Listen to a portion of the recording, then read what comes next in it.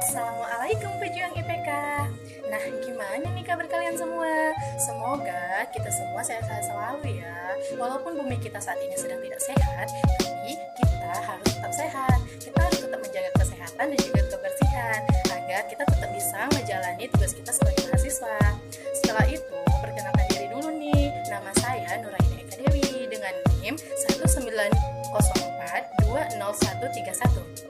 Nah, saya merupakan salah satu mahasiswi jurusan akuntansi di Universitas Malikus Saleh.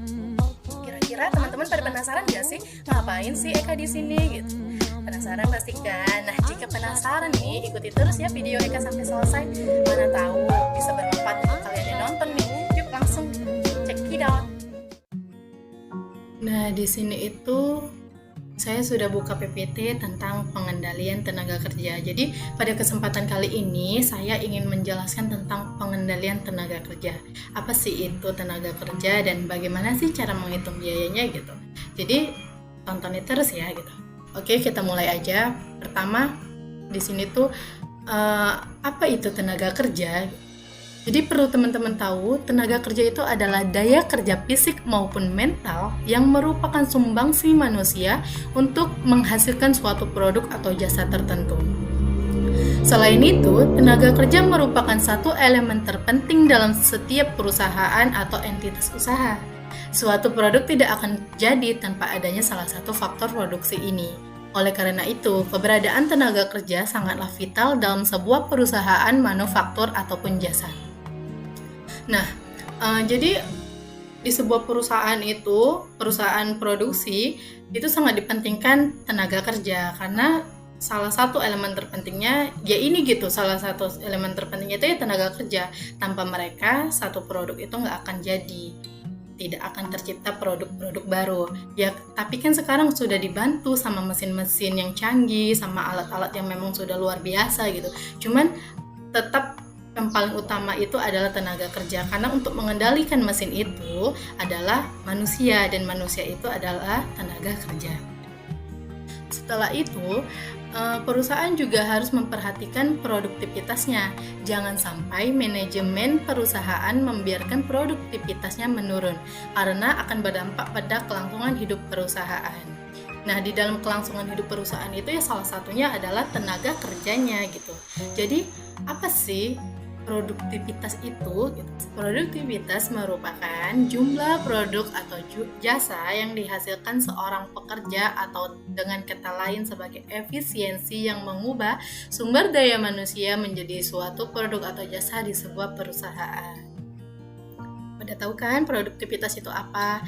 Nah, setelah itu juga mengapa sih produktivitas perlu ditingkatkan? Nah, ini dia alasannya. Kenapa produktivitas itu harus ditingkatkan? Ya karena dengan meningkatnya produktivitas perusahaan menandakan bahwa produk yang dihasilkan semakin baik dan kelangsungan perusahaan juga terjamin. Jadi produktivitas perusahaan itu seperti prestasi bagi perusahaan tersebut. Kenapa prestasi? Ya karena waktu menaiknya produktivitas, otomatis produk atau barang yang dihasilkan di perusahaan itu menjadi semakin baik gitu. Jadi bisa dibilang itu menandakan sebuah kemajuan untuk perusahaan tersebut. Nah, jika perusahaan itu sudah semakin baik, produk-produknya juga sudah semakin baik, otomatis juga dampak bagi perusahaan ialah memperoleh keuntungan atau laba yang lebih meningkat atau banyak. Dan karyawan di perusahaan itu juga tidak akan terancam. Itulah yang disebut dengan kelangsungan perusahaan juga terjamin. Karena kan salah satu kelangsungan perusahaan juga karyawan salah satunya. Nah, setelah itu, haruskah perusahaan memberikan insentif kepada tenaga kerja saat kenaikan produktivitas? Jadi jawabannya itu iya. Sangat penting bagi perusahaan memberikan insentif kepada karyawannya untuk mendorong semangat bagi tenaga kerja untuk menghasilkan produk yang lebih baik agar dapat meningkatkan pendapatan perusahaan. Insentif ini tuh seperti premi gitu, bonus bagi perusahaan. Jadi kok misalnya setiap kenaikan produktivitas kita kasih insentif atau premi kepada karyawan kita, otomatis kan karyawan ini terus menjadikan itu motivasi gitu sebagai saya harus lebih semangat lagi kerjanya, lebih giat lagi agar produk-produk ini semakin baik dan produktivitas perusahaannya semakin naik, laba yang didapatkan oleh perusahaannya semakin meningkat dan otomatis preminya juga semakin bertambah. Jadi itulah pentingnya kita memberikan premi kepada karyawan agar mereka lebih semangat lagi dalam bekerja. Setelah itu di sini tuh ada beberapa departemen nih yang terlibat dalam perhitungan tenaga kerja. Jadi yang pertama itu ada departemen personalia. Nah, fungsinya itu sebagai untuk menyediakan tenaga kerja yang efisien dan memastikan bahwa seluruh organisasi mengikuti kebijakan personalia yang sesuai. Kedua, ada departemen perencanaan, yaitu perencanaan produksi, yaitu untuk menjadwalkan pekerjaan dan memberikan perintah kerja ke departemen produksi. Nah, yang ketiga itu ada departemen pencatatan waktu bertugas. Ini itu tugasnya untuk memastikan adanya catatan yang akurat atas waktu kerja setiap karyawannya. Dan yang keempat itu ada departemen penggajian yang bertanggung jawab untuk mencatat klasifikasi pekerjaan, departemen, dan tingkat upah untuk setiap karyawan. Nah, yang terakhir ada departemen penghitungan biaya. Tugasnya yaitu mencatat biaya tenaga kerja langsung pada kartu biaya pesanan atau laporan produksi departemental, serta mencatat biaya tenaga kerja tidak langsung pada catatan overhead departemen yang terinci. Nah, itulah departemen yang terlibat dalam perhitungan tenaga kerja. Nah, di sini itu ada contoh soal. Diketahui perusahaan mitra bersama memperkerjakan 2 orang karyawan, yaitu Andi dan Iwan, berdasarkan kartu hadir minggu pertama bulan Januari 2010. Andi bekerja 1 minggu selama 35 jam dengan upah per jamnya itu Rp1.000, dan Iwan bekerja dengan periode yang sama selama 40 jam dengan upah per jamnya itu Rp1.250. Potongan PPh yang ditentukan adalah 15%. Berikut adalah kartu kerja Andi dan Iwan. Nah, pertanyaannya itu ada A. Carilah upah Andi dan Iwan minggu pertama Januari 2010, dan B. Ada distribusi upah Andi dan Iwan minggu pertama bulan Januari 2010. Nah, mari kita jawab ya teman-teman. Jadi di sini itu ada namanya penggunaan waktu kerja Andi dan Iwan. Ini seperti dibilang di atas, yaitu kartu hadir. Jadi di dalam kartu hadir itu tersedia yang harus dicatat itu adalah penggunaan waktu kerja Andi dan Iwan. Jadi selama 1 minggu jumlah pesanan pertama itu ada 103 dengan waktu kerja Andi 10 jam dan waktu kerja Iwan 25 jam.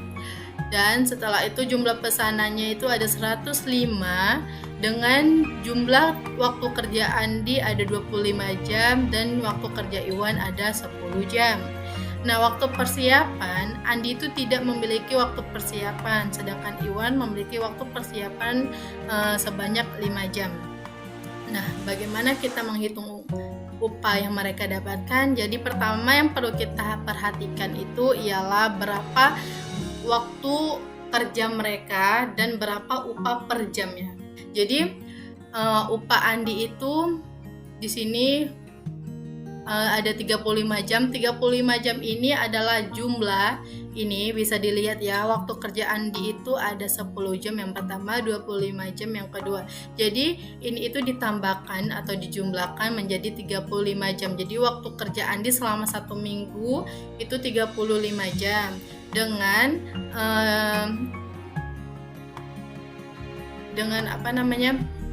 jadi kan upah per jamnya itu Andi mendapatkan 1.000. Jadi dikalikan dengan upah per jam setiap Andi kerja itu mendapatkan 1.000. Jadi 35 jam dikali Rp1.000 menjadi 35.000. Sedangkan Iwan Jumlah waktu kerja Iwan itu ada 40 jam, diperoleh dari 25 jam ditambah 10 jam ditambah 5 jam menjadi 40 jam. Dikali dengan upah per jamnya itu Rp1.250. Jadi totalnya Rp50.000. Jadi kalau misalnya kita jumlahkan menjadi 85.000. Maka jumlah upah mereka berdua, Andi dan Iwan, selama minggu pertama Januari 2010 itu totalnya 85.000. Nah, setelah itu soal yang kedua kan ditanya distribusikan upah Andi dan Iwan minggu pertama bulan Januari 2010. Nah, kita distribusikan ya.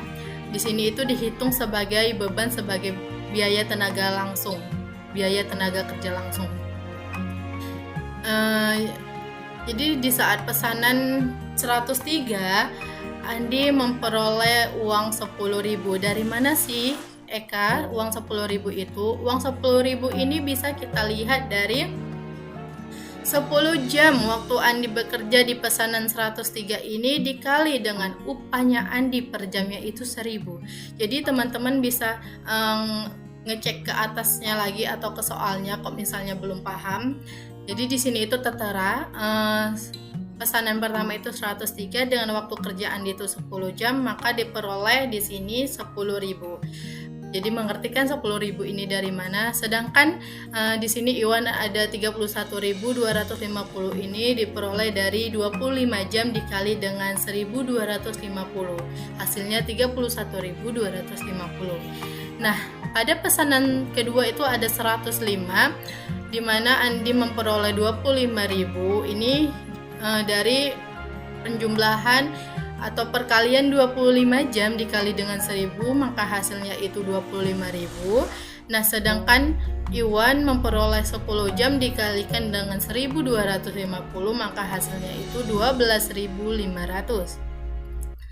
Setelah itu di sini ada beban dibebankan sebagai BOP atau biaya overhead pabrik.